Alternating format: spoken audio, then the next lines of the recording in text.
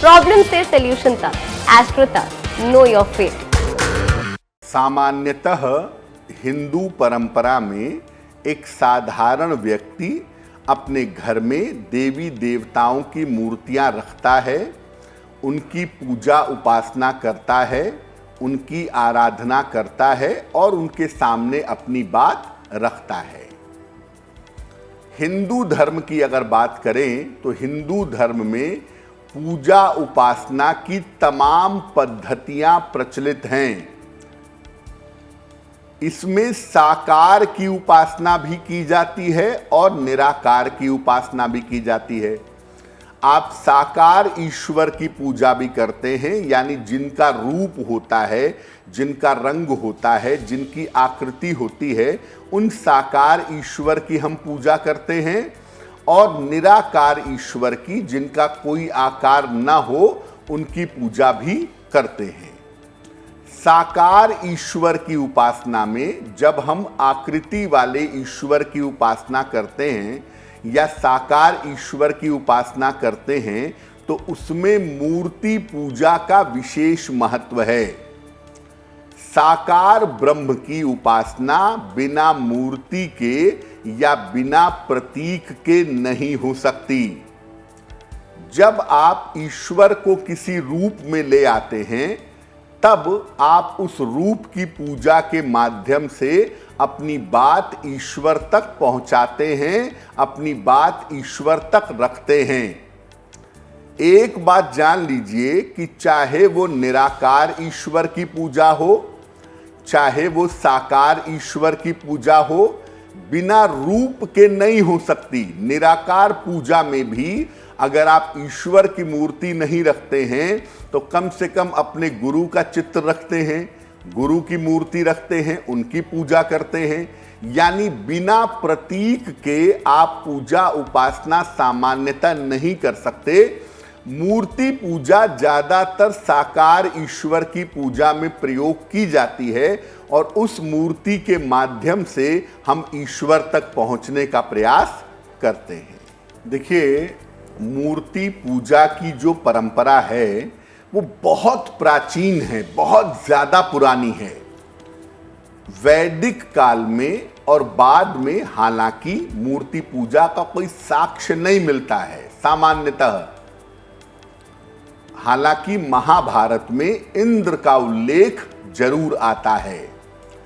सबसे पहले अगर आपको याद हो, आपने पढ़ा हो, तो हड़प्पा की खुदाई में पशुपति की मूर्ति के प्रमाण मिलते हैं। वहां से एक मूर्ति प्राप्त हुई है जिसको पशुपति की मूर्ति कहते हैं, भगवान शिव की मूर्ति कहते हैं, और वहां से इसके बारे में सटीक प्रमाण मिलते हैं। ये बात भी काफी पुरानी है। इसके बाद सुविधा और समर्थन की वजह से मूर्ति पूजा बहुत तेजी से प्रचलित होती चली गई। देखिए, एक आदमी को कहा जाए कि भाई आंखें बंद करके निराकार ईश्वर का ध्यान करो, शुरुआत में ये इतना आसान नहीं होता।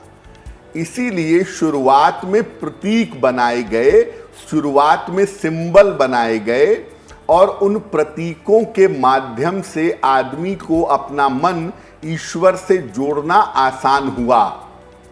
और जब वो अपना मन ईश्वर तक पहुंचा सका तब वो निराकार की तरफ बढ़ सका। सीधे निराकार ईश्वर की उपासना करना इतना आसान नहीं होता है। आकृति की आवश्यकता जरूर होती है और हो सकता है कि देवी देवता की मूर्ति आप न रखें, लेकिन किसी महापुरुष की, किसी गुरु की, किसी सद्गुरु की, उनका चित्र रख के या उनकी मूर्ति रख के तो आप पूजा करेंगे ही। यानी पूजा करने के लिए हर व्यक्ति को किसी आकार की आवश्यकता अवश्य पड़ती है। इस ऐड को स्किप करना तो बहुत मुश्किल है, पर लाइफ की प्रॉब्लम्स का सलूशन ढूंढना आसान। प्रॉब्लम से सलूशन तक, एस्ट्रो तक, नो योर फेट।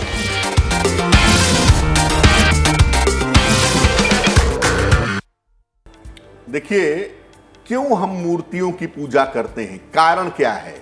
क्यों नहीं हम आंखें बंद करके निराकार ईश्वर की उपासना करते हैं?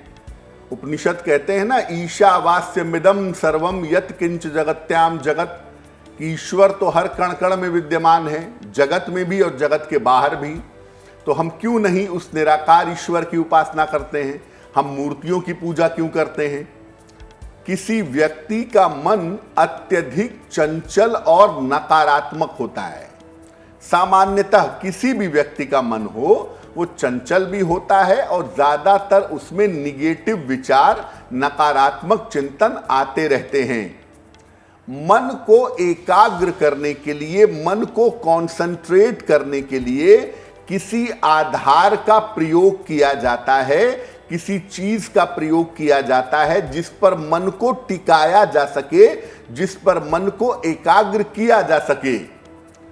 और अपने आप को जोड़ने के लिए और एकाग्रता के लिए मूर्ति का प्रयोग होता है।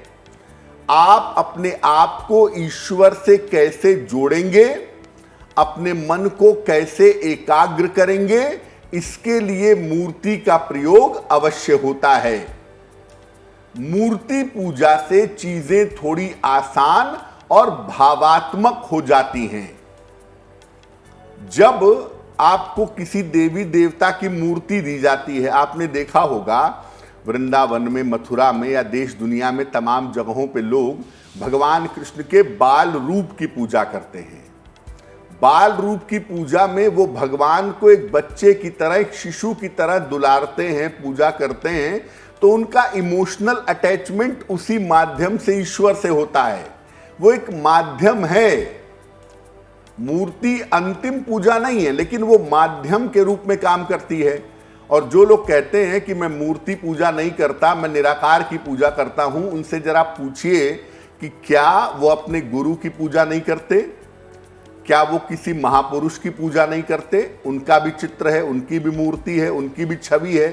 क्योंकि बिना छवि के, बिना चित्र के या बिना मूर्ति के ईश्वर की निराकार रूप में उपासना स्वयं ईश्वर ही कर सकता है। परमहंस को कहा जाता है, अध्यात्म में क्लास होता है परमहंस का। तो जब कोई व्यक्ति परमहंस की अवस्था तक पहुंचता है, तब वो ईश्वर की उपासना ईश्वर के वास्तविक स्वरूप में कर पाता है।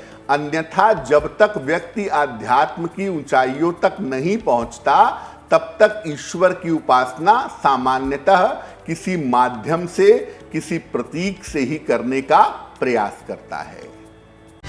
एस्ट्रो तक ऐप पर आपको मिलेगा भविष्य से जुड़े हर सवाल का जवाब। डाउनलोड कीजिए एस्ट्रो तक ऐप और चुटकी में जुड़िए इंडिया के बेस्ट एस्ट्रोलॉजर से।